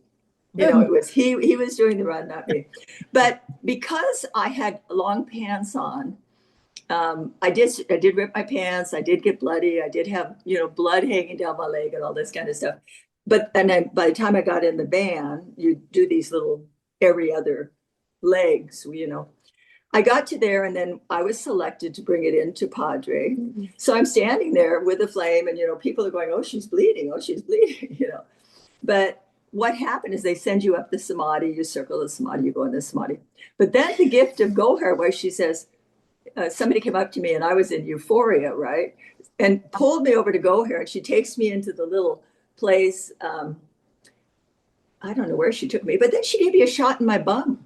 Really fast, a tetanus shot, real quick, and brought me out of my euphoria because she didn't want me to get infected. So, and I said, wow, what are you doing? She said, well, you've got to protect you. So, but anyway, over the years, she was literally one of my favorites. I mean, they're all favorites, but I was closer to her in a way that I felt like Shelley. I really envied Shelley's position with her because it was, I'm sure it wasn't real easy. But over the years, she sent me notes when I got sick, and Goher sent me notes. And wished me well. And, all of them have that place in our hearts and I hope it grows and grows and grows and grows so we get to see them again. So anyway, I just wanted to put that in there. And I did really love doing the oils with them. I do treatments on them and it was just fabulous. So thank you guys. Thank you. Wonderful. Jay Baba. Thanks, Patty. Yeah. Thank you. Yeah, Jay Baba. I'm going to have to get off. And I thank you so much. Thank you, Bob. Very inspiring. Yeah, your deep history was really just precious, Bob. Thank you for so carefully telling her Yeah, story. it's okay. I have a shallow history too. Baba, I mean, Next time. but Bob, before you leave, can I quickly ask a question? I've been waiting while other people were asking. You said that at the end, Mani had some other complications, quite a number of them. Could you say anything about that before you leave? Not only the having to do the shunt a second time, but then after that, you mentioned there were a number of other things. She developed cancer. Actually, it was lung cancer with Mets.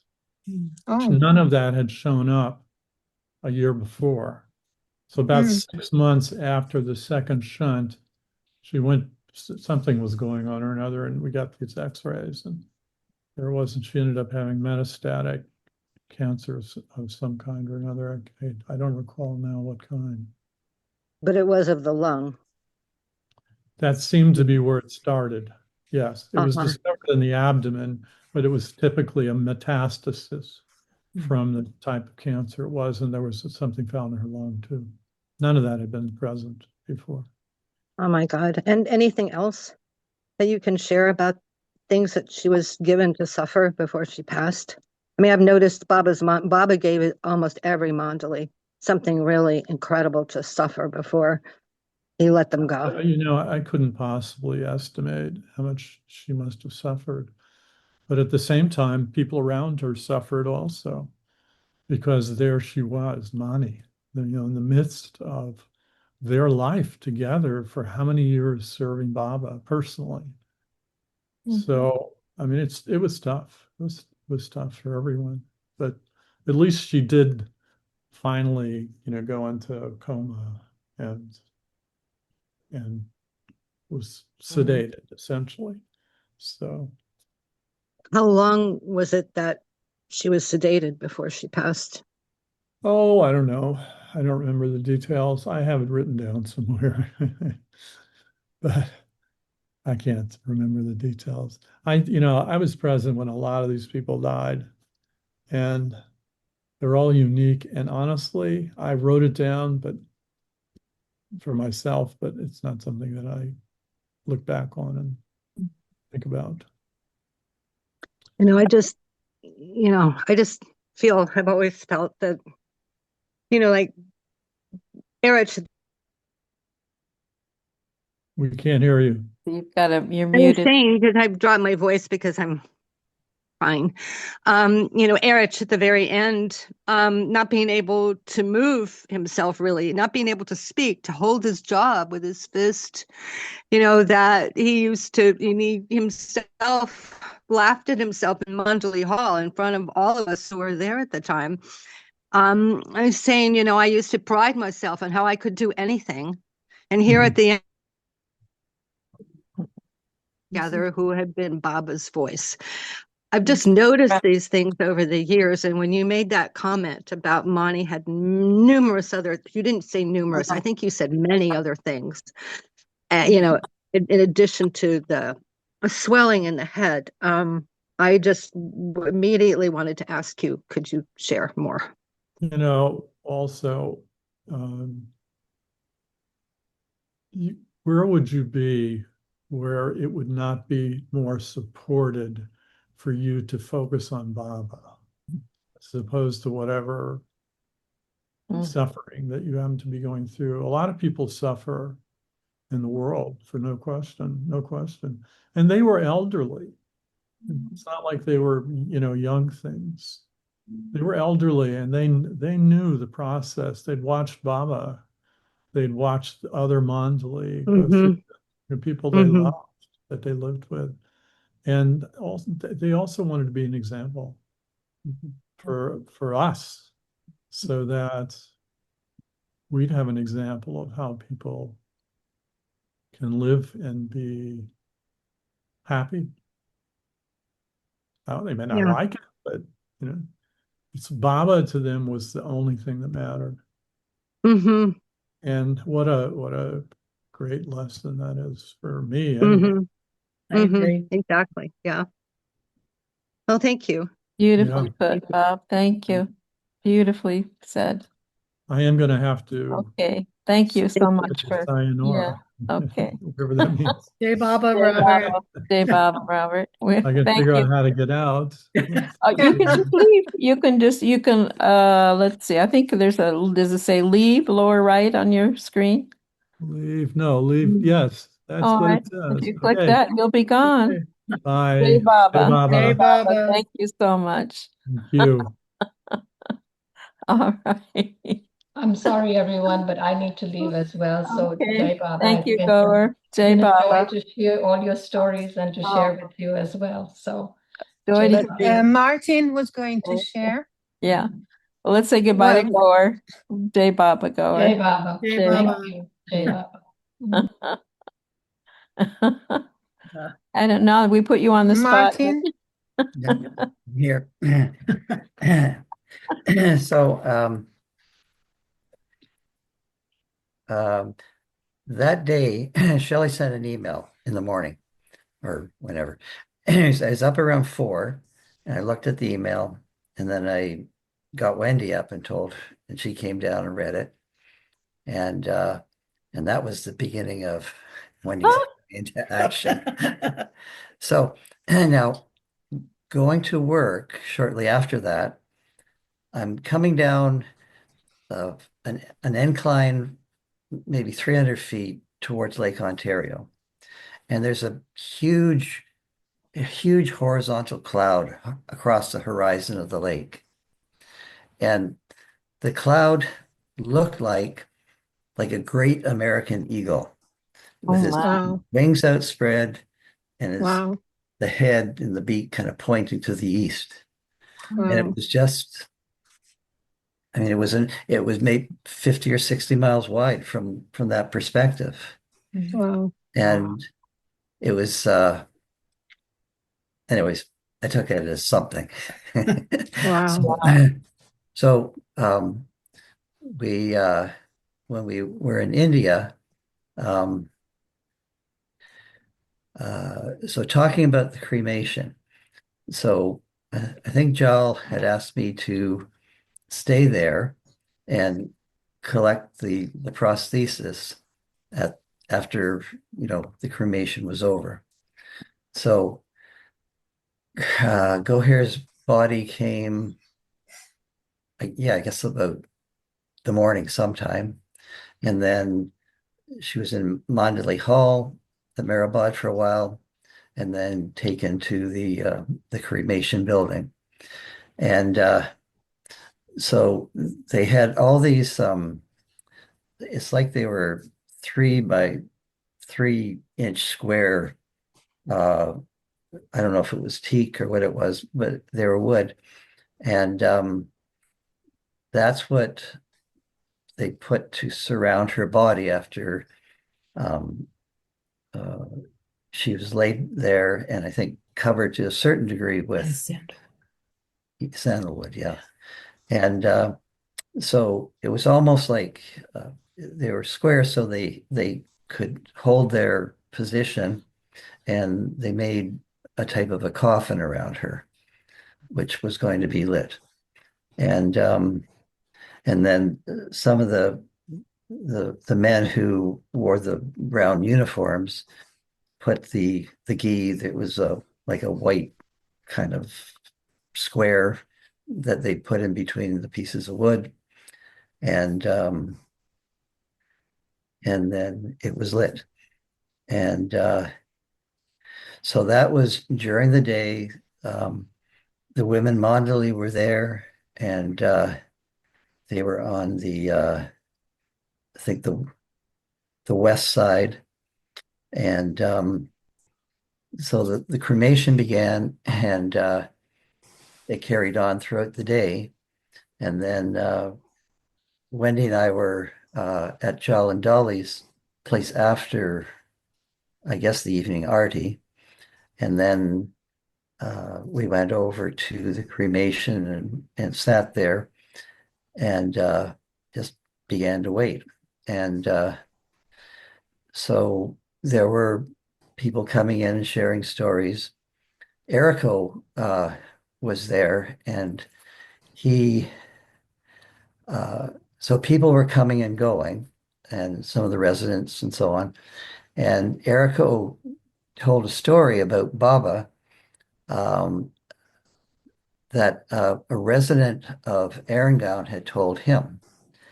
So when Baba used to walk through Arangown, people would line the streets, and this fellow told Eric that they would faint as he passed. Oh my goodness. And this fellow, though, he's a strong man, so he tried to withstand it, but he went down, but he didn't faint, and he watched Baba walk by him. Wow. So that was a pretty interesting story. And so he told a bunch of other stories. I can't remember what they were. And I think Peter Booth came by on his motorcycle with some additional wood to keep the fire going. And it was a long night staying up, and just as the fire burned out and it got quieter, Biff was there too. I think he was keeping an eye on me.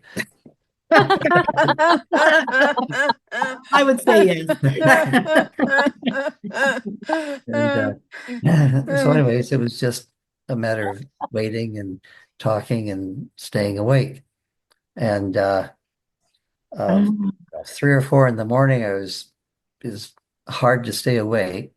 So I'd get up and walk around, and then I went for a little walk into Arrandown towards the crossing of the railroad.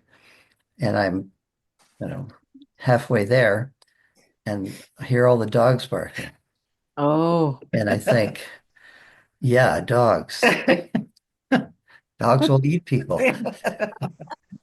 Yeah, right. I remember one night previous to all this, there was a lot of barking and hee-hawing from a donkey, I think in Upper Meherabad. And then the next day or so, maybe one of Jal's dogs came walking up to the Samadhi with like a thigh bone of a donkey. Yeah. That kind of went through my mind, and I turned around and walked quietly back and didn't go Yeah, over there. someone gave you a hint Yeah. where to go to. Yeah. So, Someone was calling you back. yes. So then I guess about 5 o'clock, the cremation was pretty much over, and it was, the ashes were beginning to cool down. So I felt them and began to look for the prosthesis, and was able to find them fairly easily, and took them out and placed them on the edge of the ashes.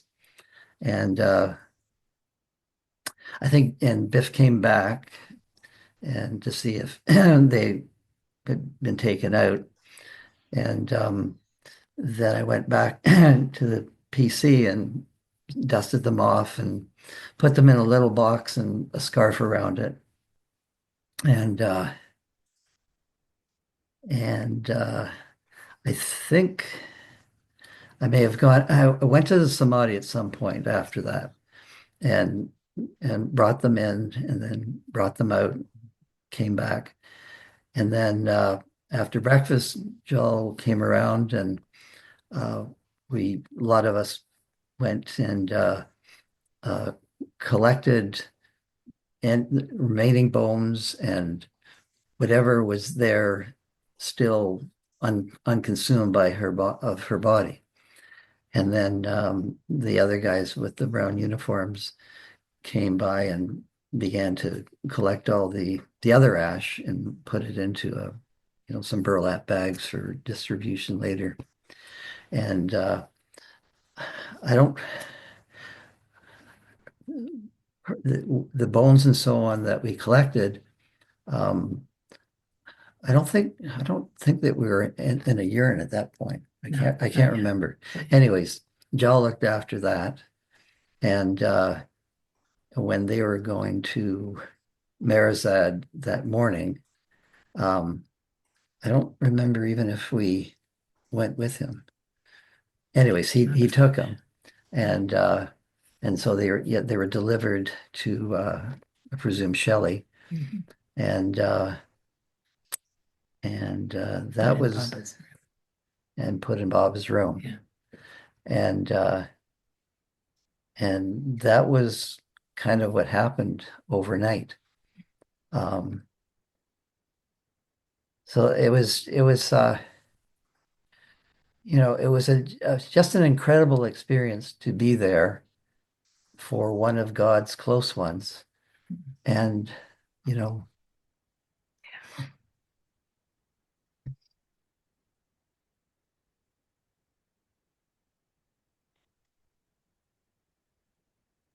Very precious. you. Very, very precious. too long. It's got the tears now.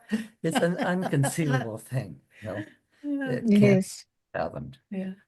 And so that was our trip.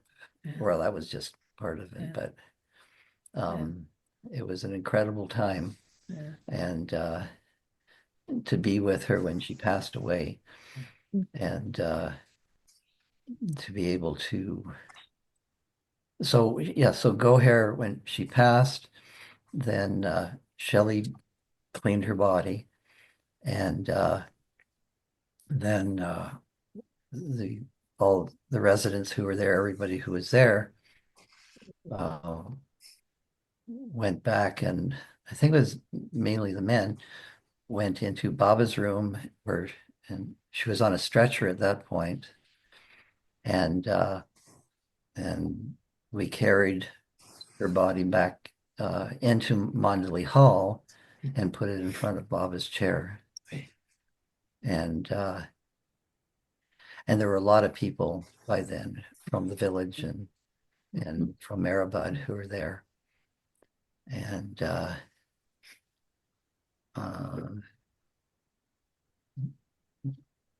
I can't remember much of the details that went on, but Katie was there, and she said a few times about immediately. Well, she said a few times that I don't know how I can go on without her. Oh my. And Wow. anyways, I looked at her a couple of times, and then she kind of, it's okay.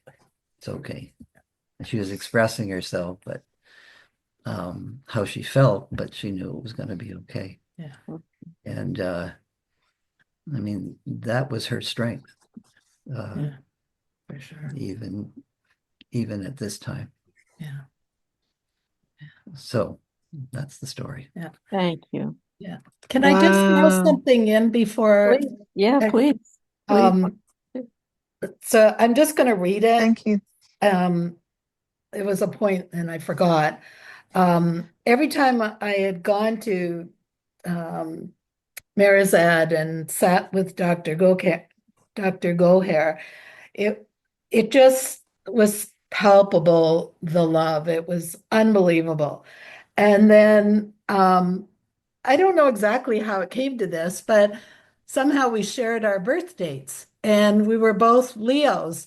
And it was so funny because she asked me when I was born, and I told her, and I don't know whether then she told me her date, and somehow it came up about Leos, and we both laughed because both of us felt no more like Leos than whatever. And it was just one of those moments where we laughed, and that's something with the Mandali.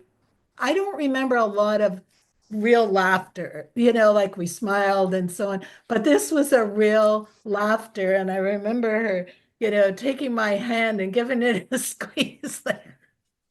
Someone else who feels like I, it was just a So moment. we are in Leo birthdays. When is your birthday?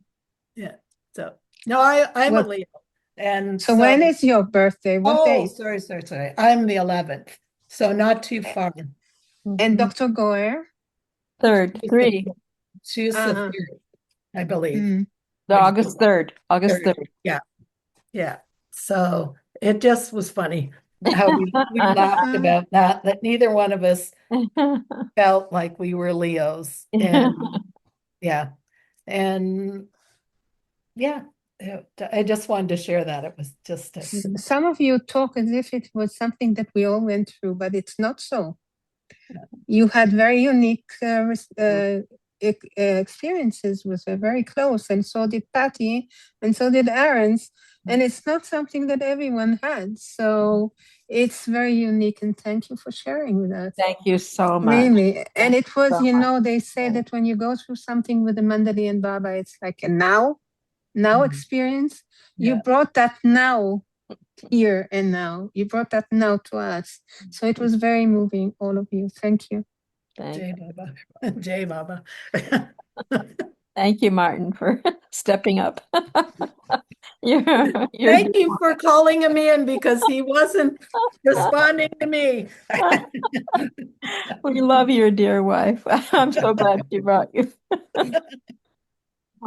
Okay, now we've had some hands run. I thought of something to share. It's very short, but I went to India the first time on a pilgrimage in 73, fall of 73. And I was sick the entire time, even before I got on the plane to go to India. I was always sick. And I don't think I had been that very sick before that, but Baba had some illness karma for me to work on. And so that's what was happening when I was there. But I really can't remember that Goher ever really gave me any prescriptions for anything or anything like that. I have to say that my experience with Goher was not so much of communication, but it was definitely observation and affection and inspiration. Those are the words that come to mind. Just seeing her around, being at Meherazad for all those hours that we would be there and watching her do what she would do. But I have a picture. Could I share the screen in order to show let me make you. I have this one photo from 73 with me and my wife at the time, Bobby.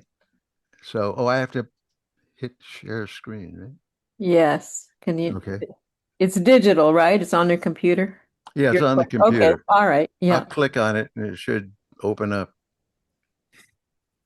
Okay. Yeah, this is in Meherazad. Now you have to click share. Do you see share down there at the bottom of your share screen? Yeah, share screen. Yeah. Click that.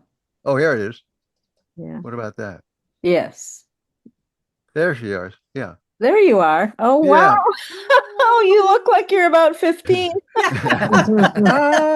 Yeah, like kids. And sick. Oh, wow. I probably still look sick, even though this was near the end of our stay. Oh, wow. But it was a good experience. Oh, that's great. So, thank you, Ron. Oh, that was vintage photo. Precious. Okay, thanks. Shall we move on to Gabby now? Are you done? Yeah. Ron? I'm Yeah. done. I'm Okay. done. Okay. Yeah. Gabby then. Hey, can I share a picture also? No, Let's see if I can do this. Yes. I've got to make you co-host first. Okay, yeah. And then I'll just tell you a short story while you're doing that. Okay, here we go. Okay. Okay. Tell me when it's on. It's on. Okay. So I have to get to my desktop. Because you're going to see my whole desktop, right? And open up the picture. Oh, I got to open the picture just a second. That's what I didn't do. Okay. There it is. There it is. Oh my Oh, goodness. sweet.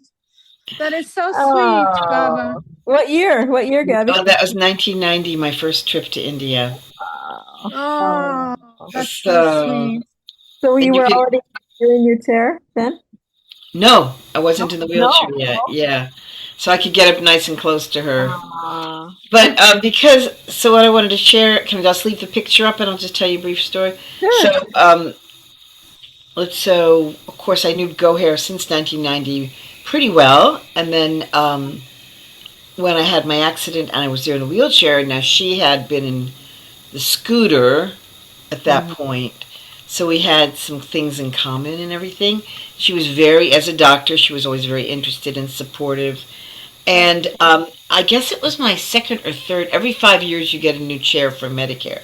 So it was like my second or third chair, and I thought, I don't need all these chairs. I want to donate this chair. So I went into town and I found this young man who was, he didn't have a wheelchair. He was on the floor working in his father's shop. They put him on stocking the low shelves, and he would kind of, they have those little rollers he'd roll around on it, like a big skateboard, but he was always close to the ground, and of course very little control, and so I went in with my fancy chair, and I said to explain to them and that I have an extra one at home and I'd like to send it over for them. Would they like to have it? And they were yes, yes, yes. And so I came back and I told Goher about it, and she said she seemed sort of skeptical about it, but then so I went back again to the shop and they said, we've changed our mind, we don't want it. And it was clear, it was like they did not want the change. It was too much for them. They had this boy in a certain style of life. That was what he did, young man, Anyway, I couldn't talk them out of it, so I came back and I was really disappointed. So I told Goher that, and she said, yes, but it's because I want it. And so, she said it quite like that, but she said, I would like it. And I was thrilled. I was like, how much better could it be to give it to Goher? So then, I think it was I wasn't there, but my friend Carol Werner was going to India with several other people. We took the chair apart and we boxed it up in like 4 different boxes. And they each took one part of the chair in their luggage. And it got to Goher, and she used it. And I was going to ask Bob about it because I never saw her in it, but I know she used it, and I think other mandali, because it was, those really good American titanium chairs. So it lasted a very long time. It's unlike the things that they had in India. So I was so thrilled, to be able to give this to Goher. I remember that. So that's one story. She just jumped right in there. And I too got to massage her feet, especially. Well, I massaged her all together, but when I worked on her feet, I remember holding them and they were so soft. And I thought, these feet walked on the new life. And I was just kind of overwhelmed by that. And that she always was very supportive of me. And even after my accident, we had this, I was staying in India for a while, so I had this special table done, which it didn't fold up like the American massage tables. So the Mandali one day said that I could come over and give them massages, the women Mandali. So we took this huge table with the 4 legs sticking on towards the sky and put it on the roof of the car and tied it up and drove it to Meherazad and took it down and left it there for a week or something, and I came out and did massages on many of the women Mandali. But That was so special. And I have one more story with Goher. Oh, so again, it's related to. So I wanted to go up Seclusion Hill. I was in the wheelchair, and of course, I missed being able to go up there. So I did go once. We got halfway up the hill with my regular wheelchair, bumping, bumping, bumping. If you can imagine, halfway up the hill, and then we had to come down. But it was a great experience. So then, people were helping me up, and so the next year I wanted to do it again. But it was interesting. It was like Baba was showing me a lot of things in those days that I had to accept my limits, and I can't just do all these crazy things like go up the Seclusion Hill in a wheelchair. So meanwhile, I did ask, and they said, well, yes. I think it was Arnavad says, yes, you should do it. Go up the hill. And then Goher later separately said to me, no, don't go up the hill. And I was just I had several agonizing days and tried to know what to do, and I sort of got it somewhere deep down that I had to let go, that I was so lucky to go up so many times up Seclusion Hill, even in a wheelchair halfway, and that this time I had to let it go. So I decided. I know Goher was very pleased with me, and the end to that story is that that shows how Baba works. He makes you listen to your own heart, and you can't always listen to others, even as much as you respect and love them. They might not agree with each other. So he put me in that spot, I think. But then the last bit of that was the same trip. It was my last day at Meherazad, and Erich comes. I always got there a little early because we came in the car and not on the bus. So Erich always would come out and open the door and take an interest in the wheelchair and how it gets put together and everything. And then he says, come with me, and he took me to his, it's like near the Blue Bus, I guess. I can't tell exactly where. And you get a view of Seclusion Hill. It's sort of a place he used to sit in the back of Meherazad. So, and we sat down, and I said, oh my gosh. And he says to me, it's interesting, he says to me, I said nothing. So many times I climbed that hill with Baba. So many times, And I took people up, and I was strong and hardy and no problems. And now I really can't go up the hill anymore. And then I just knew, of course, that, he was speaking to me, obviously, but in a very indirect and beautiful way. And he was joining with me instead of making it about me. And then I said, I knew, it was not a word was spoken, but I knew that here I am sitting with Erich looking at Seclusion Hill. Isn't that better than climbing it? Oh, So, it was a huge turning point for me in my life about. So all the Mandali played their parts, including Dr. Goher, in that happening for me. They were so wise. That's a very good lesson to listen to how you got between all three of them. What Baba, what you really want, what your heart really knows. True. Thank you. Thank you, Mecha. Thank you, Gabby. Yeah, that's a strong one, strong story, and you're wild. Yeah. I didn't give up easy, I mean, it's not really about giving up. I think it's about letting go, there's some things like now too in my life too. It's all up for all of us. We have all these wants and desires, but we can't do them all, and what do we truly want? What's the deeper longing? That's the main thing, Michal. I guess that's what. Yeah. Thank you, Gabby. Thank you, Jay Baba. Now you need to hit stop share. Okay, can you do it? Oh, I do. Oh, I have to do it. Okay. Right. Sorry about that. Thank you. Beautiful. Wow. Marcia. Hi. I met Goher in 1994. That was my first trip to India. It was in July, and I was there for Silence Day, waiting in line with Annie Lovett to go into the Samadhi. And Goher drove up in the car with all the women, Mandalay, and it came out. And then I just remember being with her, but I don't remember much more. But the other day, I just saw a wonderful video of her when she was describing the Meherazad, all the rooms and the blue bus and just talking about it. So that video is on YouTube. But I just remember being with her, but I don't remember much more about it. But anyway, I was there. Yeah.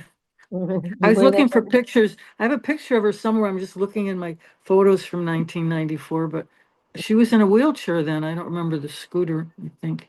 Yeah. Maybe Gabby's wheelchair. You might have been, actually. That's interesting at that point. 1994, yeah. I have Okay, another one yeah, to I bring wasn't over going to there say now. anything because Oh, yeah. Well, Oh, I if we're just to still say on for a little bit, I have a photo from her and I have a bunch of pictures that I took from India, but they're from another visit in 2004 and 2009. So I'm looking right now. So I'm going to go now and just you want to keep show listening. Gabby? I'm You just want looking. Yeah, I'm just. and Gabby, you're saying you have another picture to share? No, I think I have another wheelchair. I have another wheelchair to donate because, so many years have gone by. Wow. And so I do have these are sports chairs. They're very good chairs, and I could stick it in my attic, but if I don't need it, I wonder if I'll have to see if it's wanted in India anymore, but I don't know who could use that. Well, Maybe that's a lot of trouble to get it to India. I mean, what would be best is whoever travels with me to India acts like they're in the wheelchair. We're two wheelchair-bound people going together, and then they could ride it and they could put it under the plane like I do mine. That would be the way to do it. I have to fake it.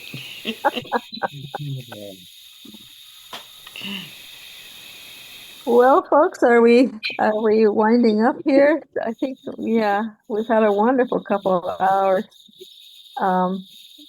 So any last minute? Whoops. Yeah, thank you, Betty, for hosting this and gathering all these people to tell their very unique stories. Very unique. Who knew? How long have we known Wendy? And here's Yeah, wow. Peta. Peta comes right at the end. Oh, hi, Peta. No, she was here. She was here. Oh, she was here. Great joining you, but thank you. It's wonderful. Wonderful stories. Yeah. I just need a push. And Martin, you get to meet Martin. Yes, that was Thanks lovely. for asking You're again a for him to gorgeous come in. looking couple, aren't you? Yes. You two match so beautifully.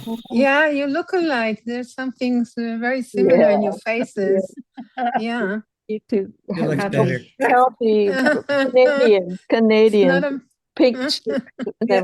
Healthy. It's clean and good. Probably getting very embarrassed now. Yeah. That's good. You're protecting them. But they probably heard that before, It was, yeah. Again, I just have to say that it was one of the most heartfelt experiences that I had ever gone through. And I think we were there for not Mansari when she passed. Yeah, we were there for her cremation as well. And that was an experience. But it was just so lovely it inspired me to go through all my pictures and notes and stuff that I keep saying, I'm going to go through them and I'm going to get them all in order. Maybe I will write my book that I keep saying I'm going to write because most years I went twice. So I have lots, but I need to be poked and prodded. Don't we all? No, she said that if she takes something upon herself, she does it. Yeah. Well, thank You said that. You Yeah, I said did. that. I did. Yeah. I needed something, and for sure, Betty, you pushed that button. I couldn't. Yeah, thank you, Angela. Thank you so much. Yeah, I'll thank go. you, It was everybody. Baba, beautiful. Jai Baba. It's heart Jai Thank you, Baba. filling. Betty. Jai Let's Baba. say Avatar, Avatar, Jai Meherabad. Baba, Ki Jai. Avatar, Meher Meher Baba, Baba Ki Jai. Jai. Avatar, Avatar, Avatar Meher Meher Baba. Baba Ki Jai. Can I say Jai one more thing? Baba. Oh, I'm Yeah, sorry. yeah, Just one more thing. yes, say. So, anyway, the necklace that I wear all the time, Uh, Goher, I don't know how many times, touched that photo. oh. So many times, so Mm, many times. mhm. And yeah, so when I Yeah, bring it close to me, yeah, I do think of her as well. sure. Yeah. Oh, love. Beautiful. I'm glad you added that little bit. All right, everybody. Jai Baba. Jai Baba. Jai Baba. Jai Baba. With love, Jai Baba. Jai Jai Baba. Off we go.